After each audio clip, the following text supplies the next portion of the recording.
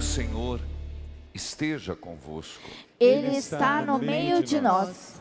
Proclamação do Evangelho de Jesus Cristo, segundo Marcos. Glória a vós, Senhor. Naquele tempo, ao cair da tarde, Jesus disse aos seus discípulos: vamos para outra margem. Eles despediram a multidão e levaram Jesus consigo, assim como estava na barca. Havia ainda outras barcas com ele.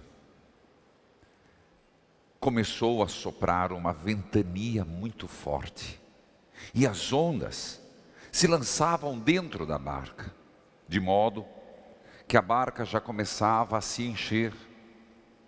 Jesus estava na parte de trás, dormindo sobre um travesseiro. Os discípulos acordaram e disseram: Mestre, estamos perecendo e tu não te importas. Ele se levantou e ordenou o vento e o mar: silêncio, cala-te. O vento cessou e houve uma grande calmaria. Então Jesus perguntou aos discípulos: por que sois tão medrosos? Ainda não tendes fé? Eles sentiram um grande medo e diziam uns aos outros: quem é este, a quem até o vento e o mar obedecem? Palavra da salvação. Glória a vós, Senhor. Que a palavra de Deus perdoe os nossos pecados. Amém. Cantemos o refrão. A tempestade vai passar, por sobre as ondas confiante andarei. Tribulações vencerei, as aflições superarei. Deus provê, Deus sempre proverá.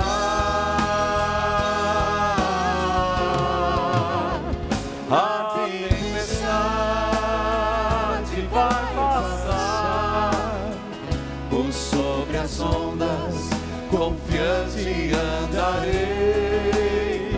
Tribulações vencerei, as aflições superarei. Deus provê, eu sei que proverá. Filhos queridos, este é o belíssimo Evangelho do milagre de Jesus que acalma o mar. Mas para melhor compreendermos, gostaria que pudéssemos começar com a primeira leitura, que muito nos ensina. Não tem folheto devido à pandemia, mas há o recurso do aplicativo da obra Evangelizar é Preciso. A primeira leitura é tirada do livro de Jó. Mas você sabe que o livro de Jó é grande. Então, nós estamos no capítulo 38. É importante, para alguns conhecido, para outros não, lembrar que Jó foi um homem temente a Deus, um homem que fazia caridade, um homem que servia a Deus, um homem que tinha uma família e era família religiosa, e de repente abate sobre ele catástrofes. Primeiro, a colheita queima, os filhos morrem, depois ele mesmo pega a lepra. Não vou entrar na história de Jó, só estou refrescando a memória. E Jó, pelos amigos e pela própria esposa, é questionado. Mas impressionante, porque o livro de Jó é um livro que questiona uma teologia rabínica, uma teologia do Antigo Testamento. No Antigo Testamento era muito claro: uma pessoa temente a Deus, prosperidade; temente a Deus, saúde; fiel a Deus, isento de qualquer problema. Então a bênção era entendida como uma retribuição de Deus, porque a pessoa era boa. Jó, pela sua própria história, coloca em xeque esse pensamento que tinha. Jó era bom, Jó era temente, Jó era justo, e mesmo assim sofria. Por isso, todo o livro de Jó é uma tentativa de tirar da cabeça dele a amizade com Deus, fazê-lo se revoltar contra Deus, os amigos, a esposa, diálogos compridos, até que Jó não se rebela contra Deus, mas ele chega diante de Deus uns capítulos antes da primeira leitura de hoje e questiona: escuta aqui, Deus, olha o que eu estou passando, olha a minha miséria, por que me deixa sofrer tanto? Agora vem o capítulo 38, a primeira leitura. Deus dizendo assim: Jó, você não é o Criador. Jó, eu conheço tudo. Pela minha palavra, tudo foi feito. O teu sofrimento está diante dos meus olhos. Os teus gritos chegou aos meus ouvidos. Mas como criatura, Jó, jamais você compreenderá os desígnios que eu tenho. O que eu quero fazer a partir da tua vida. E Jó foi um exemplo para todos de uma mudança teológica. Houve uma mudança radical na forma de ver a relação com Deus em Jó. E quando nós escutamos ali esse capítulo 38, também temos que entender assim: o povo de Israel, eles beberam muito das ideias da Mesopotâmia. E o que eles tinham ideia? Tanto é que Israel nunca os israelenses nunca foram homens de navegação, nunca foram homens de enfrentar o mar, diferente de outros povos. Por quê? Porque eles tinham a seguinte visão: mar é lugar de todas as coisas ruins. Falar em mar é falar de violência, é falar de uma natureza feroz, é falar de algo destrutivo. Do mar é que vinha tudo que há de mal. Eles tinham essa visão: mar, lugar que ninguém domina. Tanto que é verdade, no mar o ser humano pode muito pouco. Se vem um vento contrário, se vem uma ressaca, nós sabemos que o estrago é grande. Por isso, agora sim, Deus fala para Jó: não fui eu que quando falei, o mar foi dividido, a terra ficou no seu lugar, o mar ficou em outro? Não fui eu que separei a água doce da água salgada? Pela minha palavra, o caos não foi dominado? Eu sou Deus. Grava isso. A primeira leitura tem esse propósito: dizer para Jó: lembra-te, Jó, os outros deuses não deram conta, os outros povos não deram conta, mas pela minha palavra eu separei a terra e o mar. Pela minha palavra, a água, o mar ficou no seu lugar. Eu sou o Criador, eu sou Deus. Fique com essa imagem, vamos para o Evangelho. Não fica difícil, né? Jesus que acalma o mar.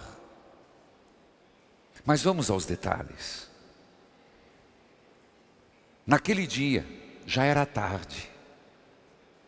Final de tarde, gente, é hora de ir para casa, né?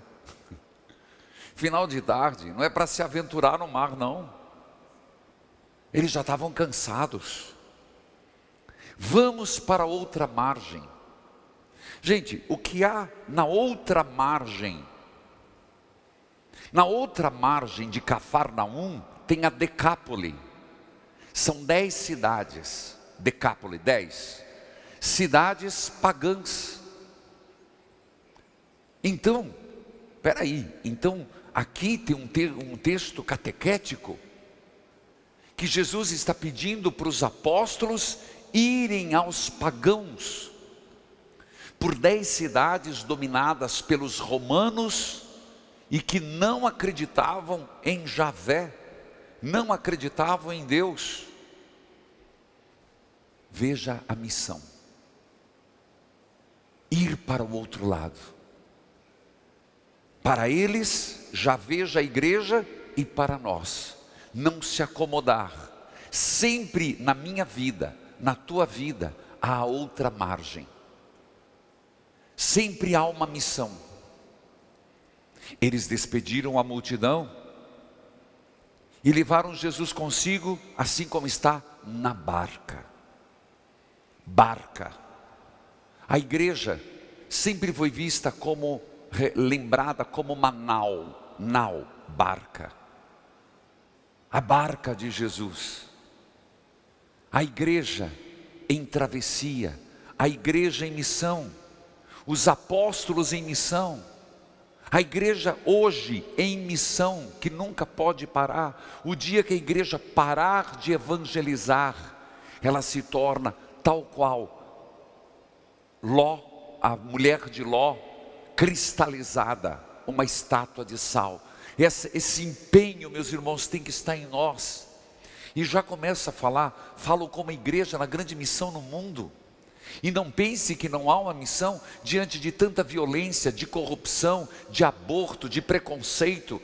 Nós temos uma grande missão. Nós, a igreja de hoje. O Papa leva tanta pedrada, por quê? Porque ele se mantém firme na doutrina. Filhos queridos, a barca. Foi quando começa a soprar uma forte ventania no mar, lugar da violência. Mar, lugar das coisas ruins, lugar das coisas perigosas. Mar representa tudo o que significa os desafios, o mar da vida, as tempestades da vida, o vento forte. O povo de Israel não ia para o mar, eles tinham chamado mar de Tiberíades, mas como é mar de água doce, é chamado o lago da Galileia, mas era tão grande, só para você ter uma noção, 12 por 21, esse lago abastecido pelo rio Jordão. E por que fazia tantos ventos? Ventos a 2 metros, ventos a 3 metros de altura. Por quê? Isso é verdade? Sim, é verdade, até hoje. Quando nós vamos lá, eu sempre nas peregrinações faço questão de levar o meu grupo para uma experiência no barco. Mas temos que cuidar dos ventos, porque lá tem uma fenda geográfica que canaliza o vento. E do nada, que vai toda a África ali, que passa por ali, que é um vento enorme. E de fato os ventos agitaram. Quais são os ventos hoje? O mar agitado, pandemia. Quer vento contrário maior do que a pandemia? E outros ventos como desemprego, e outros ventos como a inflação, e outros ventos falta de oxigênio, e outros ventos descaso. em relação às vacinas. Perceba como nós estamos no olho do furacão. Nós estamos. Filhos queridos, era noite. Noite na Bíblia também sempre significa algo obscuro, amedrontador, algo que não se vê, um mistério. E ali as ondas avançaram dentro da barca. Quantas vezes, na própria história da igreja, as águas entraram. Na nossa vida pessoal, quantas vezes nós tivemos a sensação de naufragar, de sermos engolidos pelos problemas, de ficarmos à mercê dos redemoinhos. Quem já passou por isso? Levante a mão. Eu levanto as duas. Quantas e quantas vezes isso acontece? Que está uma calmaria na vida da gente, está um momento de bonança, e de repente, tudo bagunçado. Mas Jesus estava lá. Quando Marcos diz que ele estava dormindo num travesseiro, é impressionante você perceber, de um lado, que Jesus está na travessia, mas ele deixa os remos na mão dos apóstolos. Jesus está na nossa vida, mas caminhar, viver, conduzir a vida, o remo da minha existência está na minha e nas suas mãos. O Senhor está comigo, o Senhor está dentro da tua casa, o Senhor está com a igreja, o Senhor está na barca, mas Ele não rema, não porque não quer, porque Ele não nos mandou em missão. Se você quer voltar à primeira analogia, à outra margem, o que nos espera à outra margem além da morte, é uma travessia. É uma travessia. Filhos queridos, Ele estava presente. E eles disseram: mestre, estamos perecendo, tu não te importas. Filhos e filhas, o Senhor se importa sim. O Senhor se importa que ninguém naufrague. O Senhor se importa que nenhuma família sucumba. O Senhor se importa com a igreja. O silêncio de Deus não é ausência. Uma pena que eles só recorreram a Jesus e perceberam sua presença nesse momento. Será que não é de nossas comunidades acordar o que pensamos, buscar esse Jesus em nossas celebrações? É meio contraditório, mas não é. Acordar o Jesus que está dormindo dentro de mim. Acordar Jesus que está dormindo dentro da família. Ou você acha que quando fica aquele trupé dentro de casa, aquele xingamento, se não é panelaço que vai significar outra coisa, aquela briga, desavença, você acha que o Senhor não está lá? Esperando a oportunidade para dar uma voz de comando. Porque se no Antigo Testamento, na vida de Jó, não só foi no mar, porque depois Deus disse a Jó: cesse teu sofrimento. O Senhor não está esperando a hora de dizer: acordemos Jesus, entre aspas, que dorme em nós. Jesus se levanta. Primeira leitura: não fui eu que disse, faça-se, e as águas obedeceram, Jó. Não fui eu que disse, faça-se a luz, e foi feito. Não fui eu que disse ao mar, recue, e recuou. Jesus: silêncio, cala-te, pela palavra foi feito. O Deus da criação, Deus da redenção. O que Marcos está dizendo aqui Jesus tem o poder sobre tudo. E não há tempestade, não há vento contrário, não há barco à deriva que o Senhor não se imponha como o Senhor e Salvador. Jesus faz uma pergunta a eles e a nós: por que sois tão medrosos?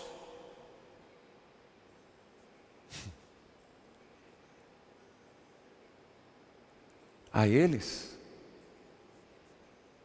É uma pergunta que cai como uma carapuça para mim e para você. Por que vocês têm tanto medo? Eu não estou aqui. Ainda não tendes fé? Ainda não tendes fé? A pergunta é dirigida: por que você tem tanto medo? Por que você está amedrontado? Porque está sem fé. Se você tivesse fé, você não sucumbiria a um pensamento suicida, um pensamento de aborto, um pensamento de injustiça, um pensamento de vingança, de desistir de si mesmo, de ser uma pessoa realizada, feliz e santa. Se você tivesse fé, não desistiria da sua família, não desistiria do seu casamento. Porque ainda sois tão medrosos. Eu procurei nas outras Bíblias, a tradução não foi muito feliz no versículo 41. Eles sentiram um grande medo. Na verdade a palavra é pavor, quando o melhor seria temor. Aqui não significa mais medo de Jesus. Esse versículo não quer representar isso. Quer dizer, diante de Deus, de Jesus, eles ficaram maravilhados. Eles ficaram atemorizados, mas não no sentido negativo, porque eles reconheceram: estamos diante de Deus. Eles ficaram boquiabertos, porque poder sobre as águas, Jó já tinha dito quem tinha. E por isso diziam: veja, quem é este Jesus, que até o vento e o mar obedecem? Filhos, como está a sua, a minha, a nossa travessia?